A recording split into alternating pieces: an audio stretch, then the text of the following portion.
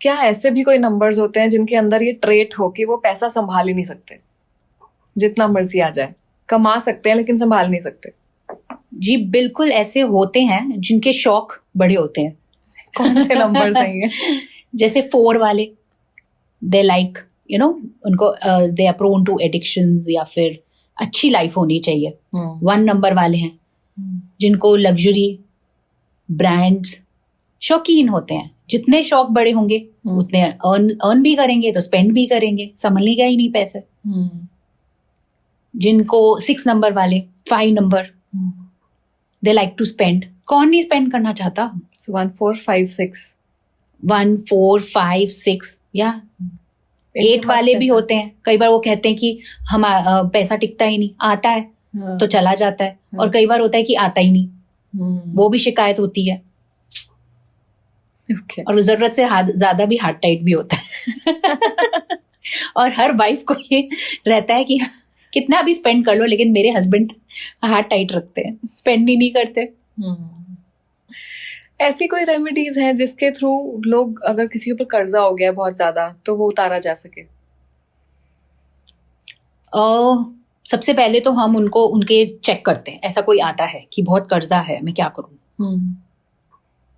पहले तो चेक किया क्या प्रॉब्लम है, चाहे टैरो से चेक किया, फिर नंबर्स चेक किया क्या प्रॉब्लम है, एंटी है नंबर्स, कौन से नंबर्स मिसिंग है, क्या प्रॉब्लम है। उसके बाद उनको वो प्रॉब्लम बताई कि आपको ऐसे से गाइड किया, मतलब बेसिकली कि आपको क्या करना है, कैसे कदम उठाना है, स्लोली स्टार्ट करना है। ये प्रोफेशन, आप सही प्रोफेशन में तो हो कि नहीं, वो देखा। फिर टैरो से एनर्जीज देखी उनकी, क्या मेंटल स्टेटस है। कई बार क्या होता है, इमोशनल इम्बैलेंस की वजह से भी वो प्रॉब्लम में होते हैं। अगर आप बिजनेस में ज्यादा इमोशनल होंगे, जो मैंने एक्स्ट्रा इन्फ्लुएंसेस की बात की थी, कई बार होता है आपको लोग उल्लू बना के चले जाते हैं, बेवकूफ बनाते हैं, फायदा उठाते हैं, एडवांटेज लेते हैं, लॉसेस, चीटिंग, लॉयल नहीं होते। लॉयल सिर्फ हस्बैंड वाइफ में या गर्लफ्रेंड बॉयफ्रेंड में ही नहीं होता, बिजनेस में भी होता है। हाँ, बिकॉज रिलेशंस तो हर जगह ही है ना। बिल्कुल, स्टाफ आपको बेवकूफ बना रहा है, चीट कर रहा है, राइट, स्कैम्स हो रहे हैं, तो वो भी होता है। तो उसके अकॉर्डिंग देख के फिर बताते हैं कि क्या करना चाहिए। वर्क हार्ड करना चाहिए, काउंसलिंग करते हैं, इमोशनली उनको मोटिवेट करते हैं। उसके बाद एक्शन तो लेना होता है। करेक्ट। थोड़ा सा पेशेंस उनमें डेवलप करवाना होता है, मोटिवेशन देके। जब ये इंसान कर जाता है तो आगे भी बढ़ जाता है। अगर हार मान जाएगा तो अंबानी जैसा कैसे बनेगा? So true. ओके, तो अभी हम लोग जैसे कर्जे की बात कर रहे हैं, बहुत सारे लोग जो हैं वो सफर कर रहे हैं फाइनेंशियली इन सब चीजों से, उनके लिए कोई पर्टिकुलर टिप है?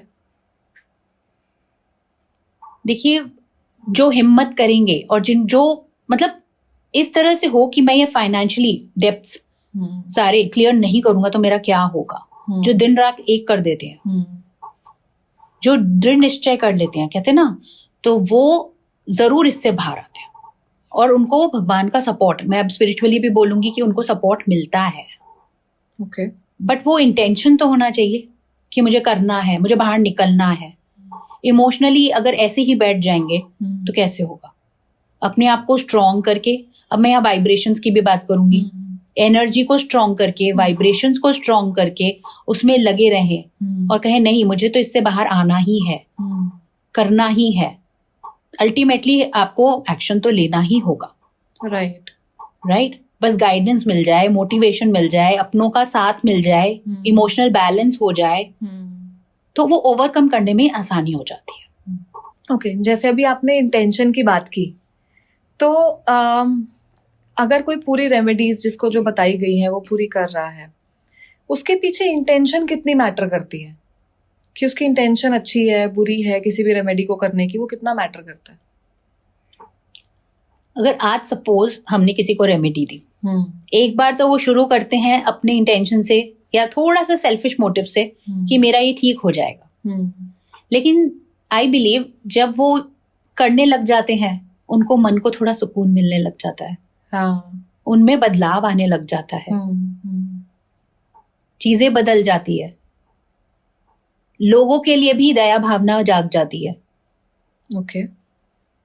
भगवान जब ऐसे लोगों को जब देखते हैं कि ट्रू है, इंटेंशन चेंज हो रही है, सुकून बढ़ रहा है, तो प्रोटेक्शन क्यों नहीं देते? यूनिवर्स प्रोटेक्ट करते हैं।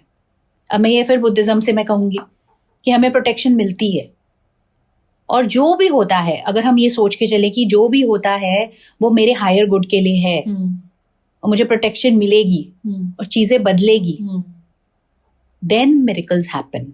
थैंक यू सो मच इस क्लिप को एंड तक देखने के लिए। अगर आप ऐसे और भी क्लिप्स देखना चाहते हैं तो अभी हमारे चैनल आरुषि विद क्लिप्स को सब्सक्राइब कर लीजिए, और अगर इस क्लिप के पूरे एपिसोड को आप देखना चाहते हैं तो प्लीज विजिट कीजिए हमारे दूसरे चैनल पॉडकास्ट विद आशी को।